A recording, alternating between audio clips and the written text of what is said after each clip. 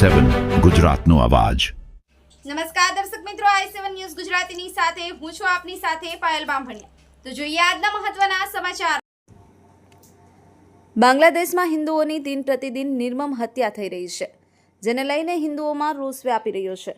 સમગ્ર દેશના હિન્દુઓની લાગણીને વાચા આપતા હિન્દુઓના અવાજને આંતરરાષ્ટ્રીય હિન્દુ પરિષદ, રાષ્ટ્રીય બજરંગ દળના કર્ણાવતી ગ્રામ્ય જિલ્લાના જિલ્લા મંત્રી શ્રી રાહુલભાઈ ત્રિવેદી અને ઉપાધ્યક્ષ શ્રી અશ્વિનસિંહ ઝાલા અને રાષ્ટ્રીય બજરંગ દળ જિલ્લા અધ્યક્ષ રણજીતસિંહ ઠાકોરના નેતૃત્વમાં ધોળકા પ્રાંત અધિકારીશ્રીને આવેદનપત્ર આપવામાં આવ્યું।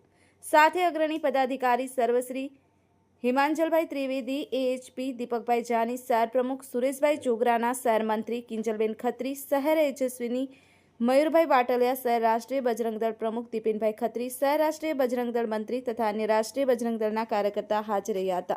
शंभुभाई लिंबाचे, i7 न्यूज गुजराती, धोड़का। अंतर्राष्ट्रीय हिंदू परिषद और राष्ट्रीय बजरंग दल के द्वारा यहाँ धौलका तहसील में प्रांत साहब को, एसडीएम साहब को आवेदन पत्र दिया गया है कि बांग्लादेश में जो हिंदुओं पर अत्याचार हो रहे हैं उसके ऊपर कड़ी कार्यवाही हो। और 1971 से बांग्लादेश जब आज़ाद हुआ तब से अब तक हिंदुओं की संख्या तब 22% थी, वहाँ अल्पसंख्यक थे, अभी 7.95% रही है। वहाँ पे हिंदुओं पे जो अत्याचार हो रहे हैं, जमीन हड़पना, मंदिरों की तोड़फोड़, वो सब रुकना चाहिए। और भारत के अंदर जो बांग्लादेशी घुसपैठिए रोहिंग्या मुसलमान एंट्री कर चुके तकरीबन 8 से 10 करोड़ होंगे, उन लोगों को भी बाहर ढूंढ के निकाले प्रशासन के द्वारा।